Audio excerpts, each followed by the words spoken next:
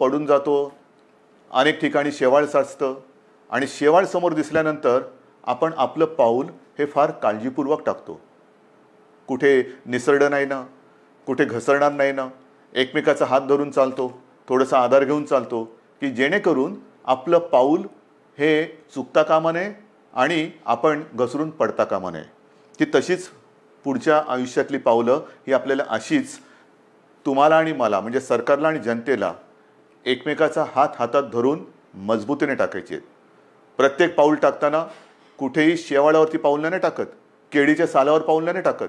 म्हणजे घाईघाई करून सटकून पडत तर नाही ना, पडणार तर नाही ना, या खबरदारीने आपल्याला पुढची वाटचाल करावी लागणार आहे. पावसाळ्याची सुरुवात म्हटल्यानंतर मी गेल्या आठवड्यामध्ये संपूर्ण आपल्या यंत्रणेची एक बैठक घेतली. त्याच्यामध्ये महसूल यंत्रणा, पोलीस यंत्रणा, आर्मी, नेव्ही, एअरफोर्स या सगळ्यांचे अधिकारी होते. आणि पाऊस म्हटल्यानंतर तुम्हाला कल्पना आहे, यावेळेचा पाऊस त्याचा अंदाज हा सर्वत्र समाधानकारक किंवा सरासरी अथवा सरीपेक्षा थोडासा 19-20 असं सगळीकडे पडेल.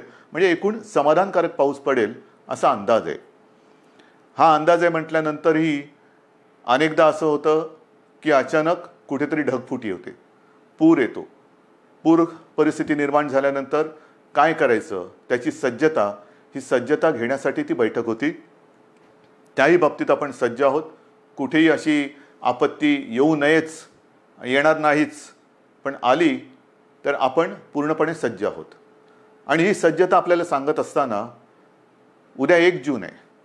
येत्या 2-3 दिवसातच आपल्या पश्चिम किनारपट्टीवरती चक्रीवादळ धडकण्याचा धोका आहे. चक्रीवादळ मला खात्री येणार नाही, माझी तशी प्रार्थना आहे, माझा आत्मविश्वास आहे. आणि चक्रीवादळ आपल्या पश्चिम किनाऱ्यावरती येणार नाही ही खात्री जरी असली तरी देखील यंत्रणा मात्र आपली सज्ज ठेवलेली आहे. यंत्रणा सज्ज आहे. पश्चिम किनारपट्टी म्हणजे माझ्या सिंधुदुर्गापासून ते मुंबईपर्यंत आणि हा सगळा किनारपट्टा जो आहे, इथल्या सर्व लोकांना मी सांगतो आहे की आपण सुद्धा सज्ज राहा.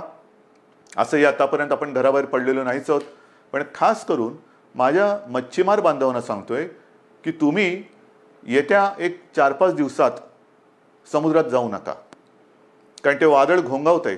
कुठे जाईल, कसं जाईल, दिशा अजून ठरलेली नाही आहे. आपल्या दिशेने येतं आहे, ती दिशा बदलून ते दुसरीकडे जाऊही शकेल आणि ते जाईलही नक्की. पण आपण मात्र सज्ज राहिलं पाहिजे. आणि ही खात्री बाळगल्यानंतर, खात्री एक सज्जता आपली घेतल्यानंतर, दाखवल्यानंतर पुनश्च हरिओम म्हणजे काय, कारण केंद्र सरकारने त्यांची सूचनावली दिलेली आहे, काय काय करायचं, काय करायचं नाही आणि कुठे कुठे कसं कसं काय काय आहे. पहिल्या प्रथम मी आपल्याला सांगू इच्छितो की कोरोनासोबत जगायला शिका. कोरोनाचा मुकाबला करता करता जगायला शिका. हे आत्तापर्यंत आपल्याला सगळ्यांना सल्ले देण्यात आलेले, सगळ्यांकडनं मी पण ऐकतोय, आपणही ऐकताय. पण हे ऐकताना जे मी यापूर्वी आपल्याला सांगितलेलं आहे की बाहेर पडताना तोंडावरती मास्क हा अनिवार्य आहेच, नक्कीच आहे. तोंडावरती मास्क लावणं अत्यंत अत्यंत गरजेचं आहे. हात सतत धुत राहणं हे फार महत्त्वाचं आहे. उगाच इकडे तिकडे जाताना कारण नसताना कुठेही हात लागला आणि कंटाळा आला म्हणून मास्क काढला आणि तोंडावरती हात फिरवला, डोळ्याला हात लागला, तोंडाला हात लागला, मग 24 तास तुम्ही मास्क लावला आणि 5 सेकंद मास्क काढून तो हात न धुता तुम्ही तोंडाला लावला तर 24 तास मास्क लावण्याचा काही परिणाम होणार नाही. तुम्हाला संसर्गापासून जर का जपायचं असेल तर नुसतं मास्क लावणं नाही तर कुठेही हात लावल्यानंतर किंबहुना तोंडाला हात लावू नका, चेहऱ्याला हात लावू नका. हा पहिला नियम हा पुढचे काही काळ किंबहुना पुढच्या आयुष्यात आपल्याला अत्यंत काटेकोरपणाने पाळावंच लागणार आहे. बाहेर पडताना सुद्धा आपण टप्प्याटप्प्याने पडतो आहोत. अनेक जणांना घाई झालेली आहे, मला कल्पना आहे. आता काय झालं ना, आता उघडा ना, उघडतो ना, हळूहळू करू ना आपण सगळ्या काही गोष्टी. ह्या सगळ्या गोष्टी इतर देश काय करतायत. काही देशांनी लॉकडाऊन केलाच नव्हता, टाळेबंदी केलीच नव्हती. त्यांची काय स्थिती आहे तेही आपण बघतो आहोत. काही जणांनी लॉकडाऊन केला, तो उठवल्यानंतर तिकडे काय परिस्थिती निर्माण झाली तेही आपण बघतो आहोत. कालच मी एक बातमी पाहिली की एका देशाने शाळा सुरू केल्या आणि त्या पुन्हा बंद करावं लागल्या. म्हणजे थोडीशी उघडझाप ही सगळीकडे चाललेली आहे. मला असं वाटतं आपण उघडझाप नाही करायची. आपण एकदा जी गोष्ट आपण चालू करू ती सुरूच ठेवायची. आणि तेवढी शिस्त, तेवढा संयम हा आता गेल्या 2 महिन्यात आपल्याकडे आलेला आहे. स्वयंशिस्त म्हणा किंवा एक जिद्द म्हणा, ही आपल्या अंगी आपण आणलेली आहे. जी गोष्ट आपण ज्याची सुरुवात करू ती पुन्हा बंद करण्यासाठी नाही, अजिबात नाही. आणि म्हणून मला असं वाटतं की हा एक वादळाचा धोका आहे, तो किनारपट्टीला आहे. त्या किनारपट्टीमध्ये आपण दक्षता तर घेतोच आहोत, पण इतरत्र संपूर्ण महाराष्ट्रामध्ये 3 तारखेपासून आपण थोडेसे हातपाय हलवायला सुरू करूया. एक हातपाय हलवायला सुरू करूया. हातपाय हलवायला सुरुवात करायची म्हणजे काय करायचं, तर अनेक जण हे सकाळी फिरायला जातात, चालायला जातात, संध्याकाळी जातात. काही माझी तरुण युवक मुलं ही व्यायाम करतात, आउटडोअर व्यायाम. आउटडोअर अजूनही जिम स्पा ह्यांना आपण चालू करायला परवानगी दिलेली नाही. जिथे गर्दी होऊ शकेल त्या गर्दीला परवानगी अजूनही दिलेली नाही. कोणत्याही सभा समारंभ आणि एकत्रित येण्याला परवानगी नाही. आणि म्हणून मी आपल्याला सांगतोय की बाहेर फिरताना सुद्धा आपण अंतर ठेवून फिरायचं आहे. एकमेकापासून जेवढं अंतर ठेवू ते अंतरच आपल्याला या कोरोनापासून अंतर ठेवायला मदत करणार आहे. त्याच्यामुळे बाहेर पडल्यानंतर अनेक दिवसानंतर आपले आप्तेष्ट भेटतील, मित्रमंडळी भेटलीच पाहिजेत. नाही भेटून चालणार कसं, भेटलीच पाहिजेत. पण भेटल्यानंतर एका अंतरावरनं आपण त्याच्याशी हाय हॅलो करा, नमस्कार वगैरे करा. जास्त गप्पा टप्पामध्ये एकत्रित येऊन रंगून जाऊ नका, दंगून जाऊ नका, कारण अजूनही ती वेळ आलेली नाही. ही आता पहिल्यांदा आपण एक ट्रायल करतो आहोत, ट्रायल घेतो आहोत. 3 तारखेपासून याची सुरुवात करतो आहोत. 5 तारखेपासून आपण असा एक निर्णय घेतोय की आजपर्यंत सगळे व्यवहार आपले ठप्प होते, सगळी दुकानं आपली हे आपण बंद ठेवली होती. आता आपण काय करतोय, शहरं जी आहेत, लहान मोठी शहरं आहेत, तिकडे रस्त्याच्या दुतर्फा असलेली जी दुकानं आहेत, म्हणजे याही बाजूला दुकानं आहेत, याही बाजूला दुकानं आहेत, आपण 5 तारखेपासून सुरुवातीला एका बाजूची दुकानं उघडायची, मग ती एकदा झाल्यानंतर ह्या बाजूची, असं अल्टरनेट एक करत करत करत अंदाज घेणार की कशा पद्धतीने आपण सुद्धा ही सवय अंगी बांधवून कसं काम करत आहात. गर्दी अजिबात करायची नाही, कारण यापूर्वी सुद्धा आपण थोडे प्रयोग केले. ही जी झुंबड उडाली, नाईलाजाने आपल्याला ते बंद करावं लागलं. यापुढे ह्या गोष्टी होता कामा नयेत. ह्या गोष्टी टाळूनच आपण जे सुरू करू ते सतत आणि कायमचं सुरूच ठेवू. एक वेगळा आदर्श महाराष्ट्रापासून देशाने आणि जगाला घेतला पाहिजे की बघा महाराष्ट्र किती शिस्तबद्ध आहे, किती शिस्तबद्ध आहे. याने एकदा सुरू केलं, कदाचित इतरत्र ते बंद झालं असेल, पण महाराष्ट्राने नाही बंद होऊ दिलं. एवढा विश्वास माझा तुमच्यावरती आहे. तर एक 5 तारखेपासून दुकानं आपण चालू करू आणि नंतर पुढचा जो रविवार आहे आपलं, सोमवार आहे, तो 8 तारीख आहे. या 8 तारखेपासून आपण आपले कार्यालय सुरू करतो आहोत. कार्यालय सुरू करतो. तुम्हाला मी मंत्रालयाचं उदाहरण दिलं. सुरुवातीला मंत्रालय सगळं बंद करत असताना 50%, 25%, 5%, मध्ये एक काळ तर असा आला की 100% बंद करावं लागलं. मग हळूहळू पुन्हा 5%वर आणलं. आता आपण आपली ऑफिसेस जे आहेत त्या ऑफिसेसमध्ये आपल्या कर्मचाऱ्यांची संख्या ही साधारणतः 10% उपस्थितीवरून सुरू करू. एक 10% उपस्थितीने सुरू करू. त्याला काय आपल्याला अनुभव येतोय, केसेस वाढत आहेत का? कारण आत्ता आपण या काळामध्ये जे सुरू करतो आहोत तो खास करून आपला, मी मागेही आपल्याला सांगितलं होतं, कुठेतरी ज्याला आपण पीक म्हणतो म्हणजे सर्वोच्च बिंदू, त्याच्या एकतर जवळ जातो आहोत किंवा त्याच्यावरती आलेलो आहोत. ज्या केसेस वाढत आहेत, ज्या पद्धतीने त्या वाढलेल्या आहेत, त्या बघितल्यानंतर आपण या पीकच्या जवळ किंवा त्या पीकवरती आहोत, म्हणजे त्या टिपेला पोचतो आहोत आपण किंवा पोचलेलो आहोत. काही काळ आता हा जो केसेस येण्याची संख्या जी आहे ही साधारणतः अशीच थोडीशी वरती खाली होत, नंतर हळूवारपणाने एक आणखीन 8-15 दिवसानंतर ती खाली उतरायला लागेल. ही खाली उतरेल केव्हा उतरेल, जर आपण ही सगळी बंधनं पाळली तर. पुन्हा एकदा मी आपल्याला सांगतो की बाहेर पडताना आवश्यक ज्यांना नाही त्यांनी घराबाहेर पडू नका. विशेषतः जे आपले ज्येष्ठ नागरिक आहेत आणि ज्यांना खास करून मधुमेह, रक्तदाब, इतर काही व्याधी किंवा दुर्दैवाने आजार किंवा काही विकार असतील, त्यांनी घराबाहेर पडू नये. कारण हा जो विषाणू आहे तो ह्या पद्धतीच्या, ह्या वयोगटाच्या आणि या वर्गातल्या नागरिकांवरती फार घातक परिणाम करतोय.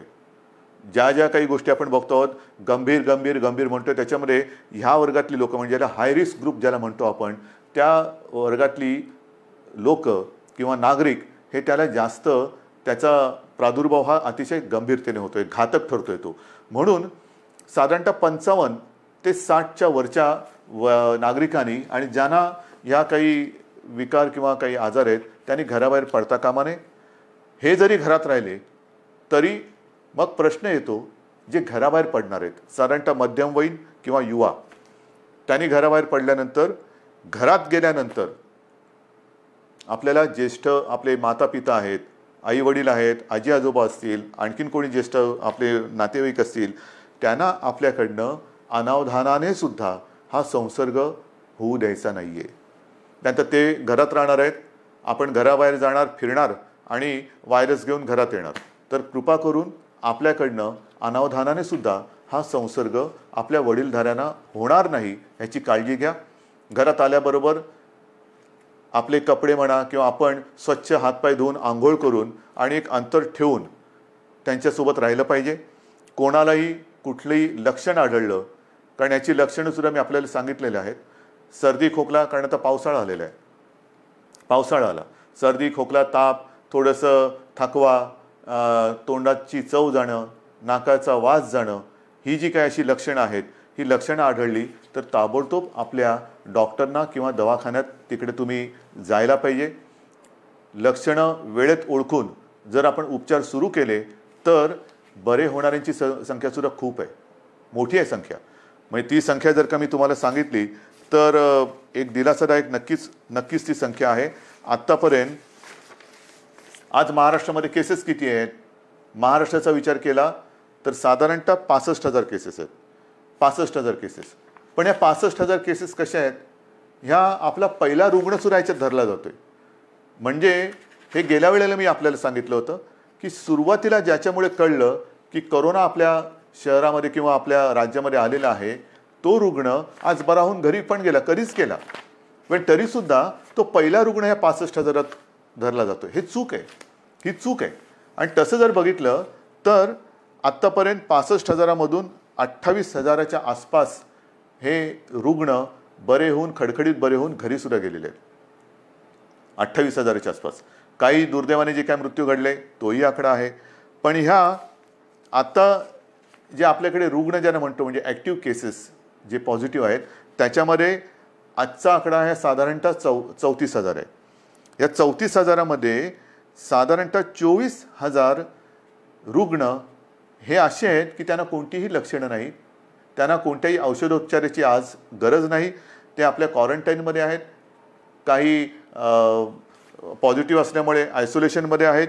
पण या 24,000मध्ये सुद्धा साधारणतः मध्यम ते थोडी तीव्र अशा लक्षणाचे आपल्याकडे साधारणतः 9,500 आहेत. म्हणजे महाराष्ट्राची परिस्थिती हाताबाहेर गेली. मुंबईमध्ये सगळी वातात लागलेली आहे. लष्कराला बोलवा, राष्ट्रपती राजवट लावा. त्यांना म्हणे हे आकडे बघा, हे आकडे बघा ना, हे आकडे बोलके आहेत. हे का आपण करू शकलो? 9,500 यांना साधारणतः मध्यम ते तीव्र लक्षणं आहेत आणि त्याच्यापैकी साधारणतः 1200 जण मात्र हे थोडे गंभीर आहेत. त्याच्यापैकी 200 जण हे व्हेंटिलेटरवरती आहेत. म्हणजे 65,000 जो आकडा आपण ऐकतो आहोत आणि बापरे महाराष्ट्रामध्ये काय चाललंय, मुंबईमध्ये काय चाललंय, काय सरकार काय काम करते की नाही आहे, तर 65,000 आकड्यामध्ये 28,000 घरी गेलेले आहेत आणि अतिगंभीर जर म्हटले तर 200 रुग्ण हे व्हेंटिलेटरवरती आहेत.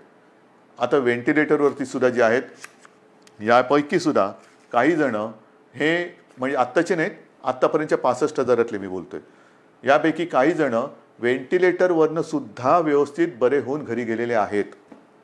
ही वस्तुस्थिती आहे, ही वस्तुस्थिती आहे. आणि म्हणून मला आजही असं वाटतं की जे काही आपल्याबद्दलचं एक चित्र किंवा महाराष्ट्राला बदनाम करण्याचं कारस्थान दुर्दैवाने काही आपली म्हणणारी माणसं करतात, तेव्हा दुःख होतं. पण हे जरी खरं असलं तरी एका गोष्टीचं मला नक्कीच समाधान आहे की आपला विश्वास जो सरकारवरती आहे त्याच्यामुळेच सरकार हे काम करू शकतोय. आता जसं मी तुम्हाला दुकानांचं सांगितलं, मैदानाचं सांगितलं, ऑफिसेस सांगितलं, तसंच पुढच्या रविवारपासून आपण वृत्तपत्रसुद्धा घरपोच द्यायला परवानगी देतो आहोत. कारण आपली वृत्तपत्र वाचण्याची सवयच गेली, वृत्तपत्र वाचण्याची सवय गेली. कारण सकाळ होते तीच आपली पेपर आणि चहापासून. तर पुढच्या रविवारपासून वृत्तपत्रांसुद्धा घरपोच पोचवण्याची आपण परवानगी देत आहे. पण ही परवानगी देताना एक गोष्ट मात्र दक्षता घ्यावी लागणार मी वृत्तपत्र विक्रेत्यांशी मी बोललेलो आहे आणि त्यांना मी सांगितलं की वृत्तपत्र विक्रेते जी आपली मुलं आहेत ती सुद्धा मुलंच आहेत, मुलं आहेत. त्यांना सुद्धा आपण काळजी घेतली पाहिजे, त्यांची काळजी घेतली पाहिजे. त्यांना देखील आपल्याला मास्क द्यावा लागणार, त्यांना एक हँड सॅनिटायझरची बाटली द्यावी लागणार. वेळोवेळी त्या मुलांनी सुद्धा आपले हात हे धुत राहिले पाहिजेत. तोंडावरती मास्क हा कायम ठेवला पाहिजे वृत्तपत्र वितरण करताना. आणि अशा पद्धतीने वृत्तपत्रसुद्धा वितरण करण्याची परवानगी आपण पुढच्या रविवारपासून देत आहोत. मैदानाची परवानगी मी तुम्हाला सांगितलेली आहे.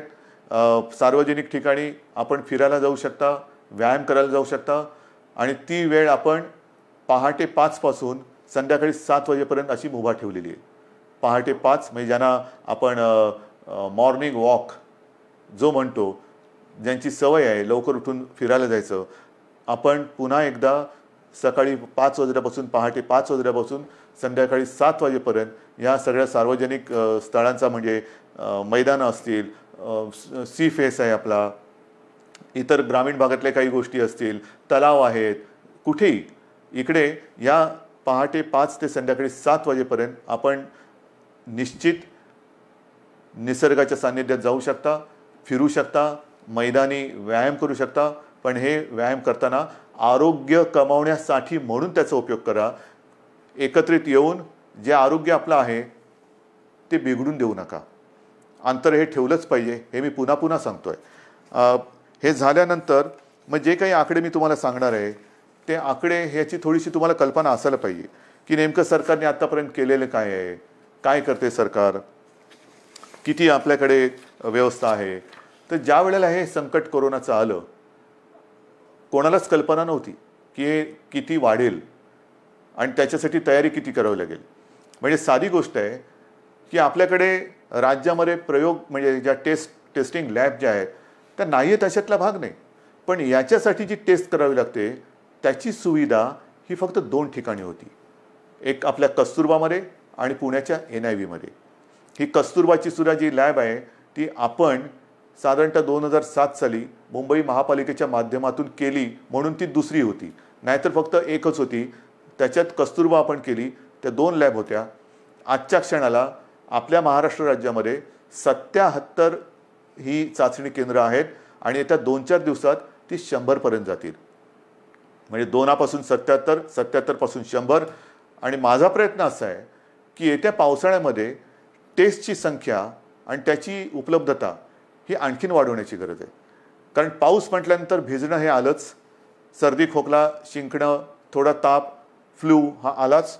आणि तो आल्यानंतर लॅबची संख्या वाढवणं, चाचण्यांची क्षमता वाढवणं आणि त्याचबरोबर ह्या टेस्ट ज्या आहेत, ह्या चाचण्या ज्या आहेत त्या केंद्र सरकारशी सुद्धा आपण बोलतो आहोत की त्याची जी किंमत आहे, त्याची जी एक किती पैसे त्याला लागतात ती किंमत ही आपल्याला खाली आणायची, सर्वसामान्यांच्या आवाक्यामध्ये ती आणायची. सरकारकडनं तर आपण मोफत करतोच आहोत, पण ज्याला कोणाला असं वाटलं की मला थोडंसं अस्वस्थ वाटते, मला टेस्ट करून घ्यायची आहे, तर त्यांनी ती टेस्ट करून घेण्यासाठी त्याला त्याच्या गावात, त्याच्या शहरात, त्याच्या घराच्या आजूबाजूला जास्त लांब न जाता कुठे आपण किती प्रमाणात उपलब्ध करून देऊ शकतो ते सुद्धा आपल्याला करायचं आहे. तर ही एक लॅबची संख्या आपण वाढवलेली आहे, आणखीन वाढवतो आहोत. मग अनेकदा अशी तक्रार येते की रुग्णाला बेडच मिळत नाही. आहे, दुर्दैवाने थोड्याफार प्रमाणात ही तक्रार खरी आहे आणि ती तक्रार एक सुद्धा असता कामा नये ह्याच्याकडे सरकारचं लक्ष आहे. पण त्याच्याकडे जर का आपण बघितलं तर जे मी आपल्याला सांगितलं की आपल्याकडे ह्या लॅबची संख्या ही 2 होती, 2ची 77 आणि 77ची आता आपण 100 आणि पुढच्या काळात 100हून अधिक करतो. तसं आपल्या राज्यात इन्फेक्शनसाठी जी हॉस्पिटल्स होती ती फक्त 3 होती. आयसोलेशन सुविधा ज्याच्यात असतील अशी 3 होती. आता ती जवळपास 2576, 2500च्या आसपास आपण केलेले आहेत. मग 3 पासून 2500. बेड्स किती होते? बेड्स साधारणतः 400च्या आसपास होते आयसोलेशन. ते आता 2.5 लाखाच्या वर महाराष्ट्रामध्ये झालेले आहेत. महाराष्ट्रात 2.5 लाखाच्या वर. त्याच्यामध्ये साधारणतः 25,000 बेड्स हे ऑक्सिजनची सुविधा देऊ शकतील असे आहेत. कारण आपल्याला मी जे सांगितलं की आत्तापर्यंत जे रुग्ण आपले हॉस्पिटलमध्ये उपचार घेत आहेत त्यांच्यापैकी 200 जण व्हेंटिलेटरवर आहेत. म्हणजे व्हेंटिलेटर फार थोड्या जणांना लागत आहेत, कोणालाही लागूच नाहीत, पण फार थोड्या जणांना लागत आहेत. जास्तीत जास्त रुग्णांना ऑक्सिजन लागतोय. ऑक्सिजनची सुविधा देणारे बेड्स हे आपण मोठ्या प्रमाणावरती तयार केलेले आहेत, आणखीन सुद्धा करतो आहोत. ICU बेड्ससुद्धा सुरुवातीला 250 होते, ते साधारणतः 8,500च्या आसपास आपण नेलेले आहेत. म्हणजे एवढी सुविधा आपण करतो आहोत, एवढी मोठी सुविधा आपण केलेली आहे. मला मी तुम्हाला सांगितलं की जम्बो फॅसिलिटी किंवा फील्ड हॉस्पिटल्स मुंबईमध्ये आहे, ठाण्यामध्ये आहे, ज्या ज्या शहरांमध्ये मी सूचना दिल्या आहेत, मग संभाजीनगर असेल, पुणे आहे, आणखीन कुठेही जिथे जिथे फील्ड हॉस्पिटलची आवश्यकता आहे तिथे त्यांना सूचना दिलेल्या आहेत की तुम्ही ते करा. म्हणजे एकेका ठिकाणी आपण 1,000 2,000च्या बेडची सुविधा करतोय. गोरेगावला तर साधारणतः 3,000 बेडची सुविधा करतोय. इतर देशांनी, इतर राज्यांनी अशी सुविधा किती जणांनी उपलब्ध केली असेल, किती जणांनी संख्या वाढवली असेल, हे आता सगळीकडे स्पष्ट झालेलं असेलच. पण महाराष्ट्राने मात्र गेले 2 महिने उपचाराकडे लक्ष दिलेलं आहे, सुविधांकडे लक्ष दिलेलं आहे. आपण आपला टास्क फोर्स निर्माण केलेला आहे आणि हा टास्क फोर्स अक्षरशः अहोरात्र मेहनत करून, अविश्रांत मेहनत करून साधारणतः गाईडलाईन देतोय. आपलं मोठं जे आव्हान आहे की एकतर हा संसर्ग रोखणं, त्याची तीव्रता कमी करणं आणि मृत्यूदर हा कमीत कमी किंवा शून्यावरती आणणं. मृत्यूदर हा अजूनही मला खाली आणायचा आहे. आणि तो खाली केव्हा येईल? कारण आजही काही ठिकाणी असं लक्षात येतंय की जो कोणी रुग्ण आहे तो अगदी शेवटच्या टप्प्यामध्ये हॉस्पिटलमध्ये दाखल होतोय, अगदी शेवटच्या टप्प्यात. म्हणजे मी मागे आपल्याला कदाचित सांगितलं असेल की माझाच एक चांगला कार्यकर्ता, अत्यंत चांगला निष्ठावान कार्यकर्ता शेवटच्या टप्प्यात हा हॉस्पिटलमध्ये गेला, स्वतःहून गेला आणि तपासणी करतानाच तो कोसळला. काहीच करू शकले नाही डॉक्टर. म्हणजे त्याची कदाचित चाचणी पण करता आली नसेल. हे अंगावरती दुखणं काढू नका. अंगावरती दुखणं काढल्यानंतर मग मात्र त्याला उपचार नाही आहेत. अनेक जण जे वाचून घरी गेलेले आहेत ते वेळेमध्ये आपल्याकडे आलेले आहेत. अगदी दुर्दैवाने काही व्हेंटिलेटरवरती जाऊन सुद्धा सुदैवाने खडखडीत बरे होऊन घरी गेलेले आहेत. वेळेत आले तर उपचार होतात. मी मागे सारखं मागे बोलतो, कारण या काही दिवसात एवढ्या जणांशी मी बोलतोय की नेमकं तुमच्याशी बोललो का इतराशी कोणाशी बोललो हे लक्षात येत नाही. तर त्यावेळेला मी सांगितलं होतं की जर का मृत्यूदर खाली आणायचा असेल, आणि तो येतोय, नक्कीच येतोय, आलेला आहे, तर डॉक्टर आपल्याकडे सज्ज आहेत. पण डॉक्टरना 2 गोष्टी वेळेत मिळाल्या पाहिजेत. एक म्हणजे औषधं, ती औषधं आपण त्यांना देतो. आणि सगळ्यात महत्त्वाचा भाग म्हणजे पेशंटसुद्धा वेळेमध्ये जर का डॉक्टरांच्या हातात आला तर डॉक्टर, तुम्हाला कल्पना नाही, अक्षरशः एखाद्या योद्ध्याला साजेल असा पराक्रम करतायत. कोणत्याही टोकाला जाऊन त्याला वाचवण्याची शर्थ करतायत आणि त्याला मी तर म्हणेन यशसुद्धा येते. आता ही आरोग्यविषयक तुम्हाला माहिती दिल्यानंतर साधारणतः एक महत्त्वाचा मुद्दा होता, तो म्हणजे इतर राज्यातले मजूर. या मजुरांना सुद्धा आपण आत्तापर्यंत 12-1 लाख किंबहुना त्याच्याहून जास्त असेल, माझ्याकडे आकडा आहे माझ्याकडे, 12-1 लाखापेक्षा नाही, हे बघा, सुमारे 16 लाख मजुरांना रेल्वे आणि बसेसने आपण इतर राज्यात सोडलेली. सुमारे 16 लाख लोकांना रेल्वेतनं आणि बसेसमधून आपण परराज्यात सोडलेलं आहे. साधारणतः 800 ट्रेन्स, 11 लाखाच्या वरती. मी आज पियुष गोयलला धन्यवाद देतोय, कारण गेल्या वेळेला बोलले तर थोडंसं त्यांना राग आला होता. पण पियुषजी, आज मी तुम्हाला धन्यवाद देतोय, मुद्दामून धन्यवाद देतोय, कारण आपण त्यावेळेला ते मनावर घेतलं आणि खरंच तुम्ही ट्रेन्स उपलब्ध करून दिल्या. त्याच्यामुळे साधारणतः 11 लाखाच्या वरती, 11.5 लाखाच्या आसपास मजुरांना आपण त्यांच्या गावात, त्यांच्या राज्यात जाऊ दिले. एस टीने आपल्याला साधारणतः 42,000पेक्षा 42,500 ST बसेसद्वारे आपण 5.25 लाख मजुरांना राज्याच्या सीमेपर्यंत सोडलेले आहे. आणि याच्यावरती आपण आत्तापर्यंत मुख्यमंत्री सहायता निधीतून जवळपास 85 ते 90 कोटी रुपये खर्च केलेले आहेत. 85 ते 90 कोटी रुपये. साधारणतः 22 पेक्षा जास्त फ्लाईट्सद्वारे 3,000पेक्षा जास्त नागरिक आपण महाराष्ट्रात आणलेले आहेत. 7 जूनपर्यंत आणखीन काही फ्लाईट्स येत आहेत. तर अशी ही सुरुवात होते. शिवभोजन थाळीसुद्धा ही आजपर्यंत आपण 838 केंद्र राज्यात कार्यरत केलेली आहेत. 1 ते 30 मे, फक्त 1 ते 30 मे या काळात या शिवभोजन थाळीच्या योजनेतून आपण 32,77,778 शिवभोजन थाळ्याच्या माध्यमातून एवढ्या लोकांना, म्हणजे 32 लाखाच्या आसपास लोकांना आपण भोजन देण्याची व्यवस्था केलेली आहे. मुख्यमंत्री सहायता निधीत आतापर्यंत 352 कोटी रुपये आपण संपूर्ण आले. त्याच्यापैकी 111 कोटीपेक्षा जास्त हे कोविडसाठी आपण खर्च केलेला आहे. आणि या सगळ्या गोष्टी चालू आहेत. उद्योगधंदे सुरू होत आहेत. 7.5 लाखापेक्षा जास्त मजूर हे कामावरती आलेले आहेत. उद्योगांना तर आपण परवानगी दिलेली आहे. आणखीनही उद्योग आपण सुरू करतो आहोत. आता हे सगळं सुरू करत असताना जसा पावसाळा सुरू होतो आहे तसंच आपलं शैक्षणिक वर्ष सुरू होतं आहे. शाळा कशा सुरू करायच्या, कॉलेजेस कशी सुरू करायची, विशेषतः विद्यापीठांच्या परीक्षांचं काय करायचं, अंतिम वर्षाची परीक्षा घ्यायची नाही घ्यायची, कधी घ्यायची, सगळ्याचा विचार सुरू आहे. पहिल्यांदी कॉलेजच्या विद्यापीठाच्या अंतिम वर्षाच्या परीक्षेबद्दल मी बोलतो. कालसुद्धा मी त्याच्याबद्दल कुलगुरूंची एक बैठक घेतली. विभागवार सगळ्या कुलगुरूंची मतं मी आजमावून घेतली. सगळ्यांचं मत एक आहे, परीक्षा घ्यायची असेल तर तातडीने परीक्षा घेण्यासारखी आजची परिस्थिती नाही आहे.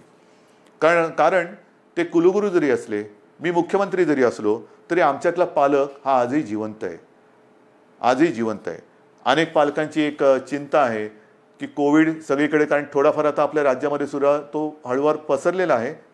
आटोक्यात तर नक्की आणू आपण, पण तो पसरत असताना आमच्या मुलांना आम्ही परीक्षेला पाठवावं का?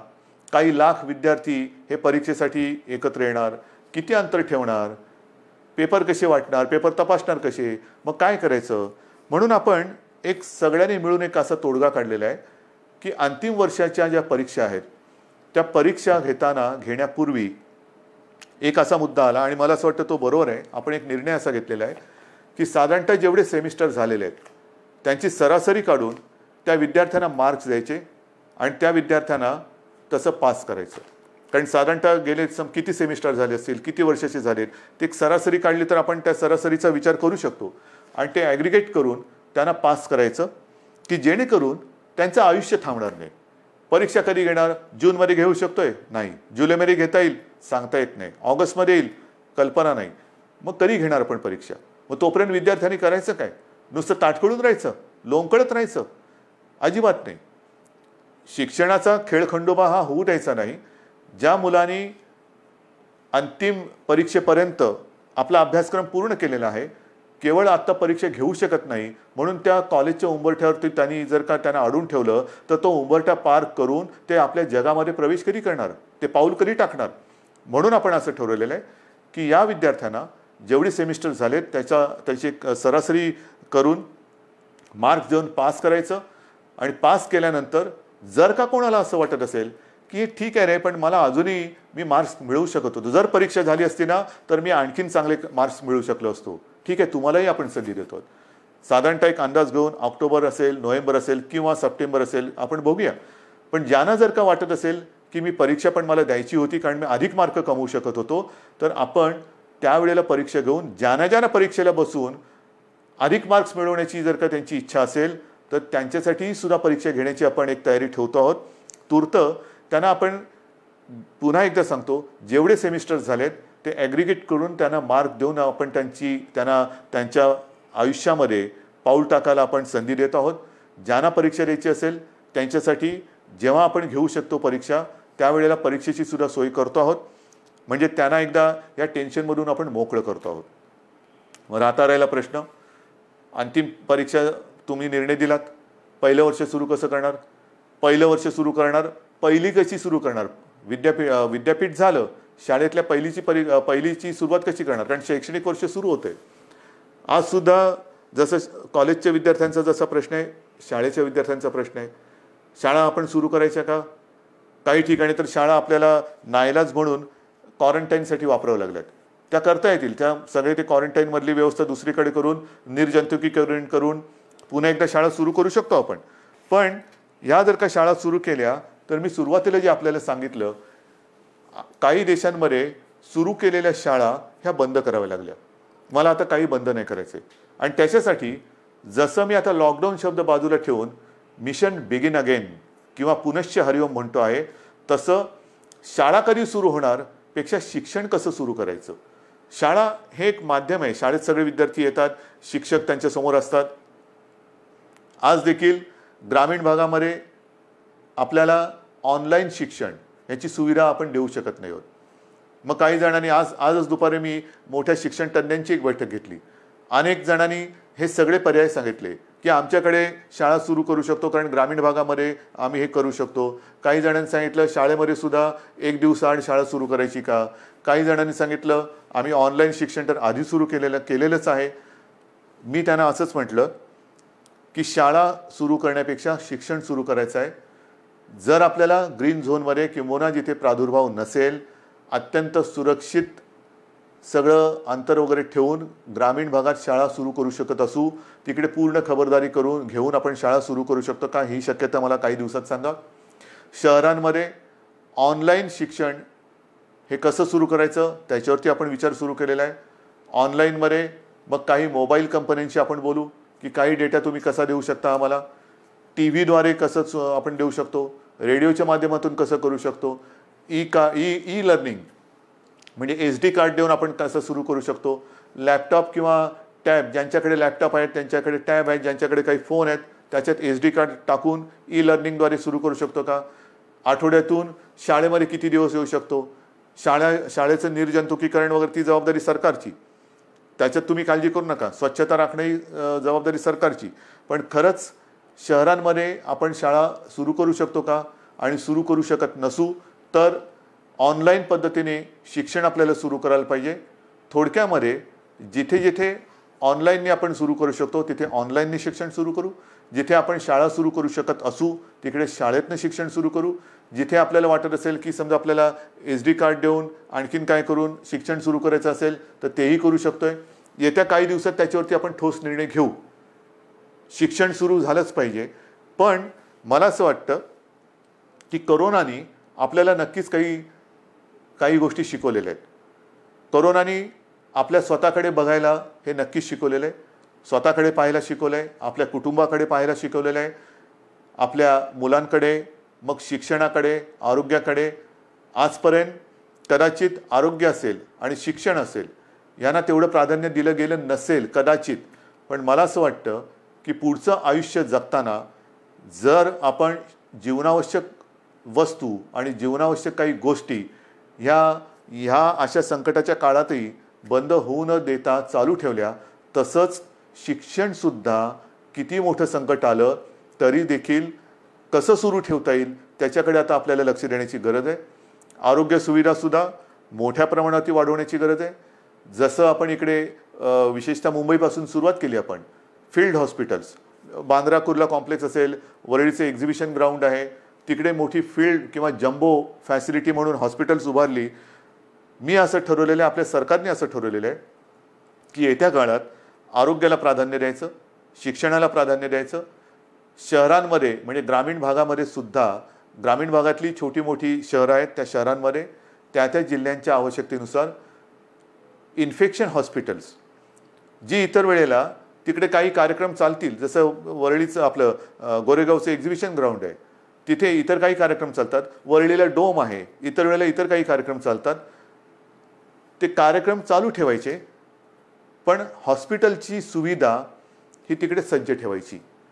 जर गरज लागली तर तिथे 2 ते 3 दिवसात हॉस्पिटल उभारता आलं पाहिजे. उभारता म्हणजे सगळ्या सुविधा ज्या आहेत म्हणजे बेड्स या सगळ्या पटपट मांडून हॉस्पिटल सुरू होईल. इतर वेळेला लग्नसराई असेल, प्रदर्शनं असतील, कृषीची प्रदर्शनं असतील, इतर काही कार्यक्रम असतील, सभा समारंभ असतील, त्याच्यासाठी ते वापरले जातील. पण आरोग्य सुविधा मात्र जेव्हा गरज लागेल तिथे कमीत कमी वेळेत त्या आपल्याला उपयोगात आणता येतील अशा पद्धतीने राज्यभर आरोग्य सुविधासुद्धा आपण निर्माण करणार आहोत.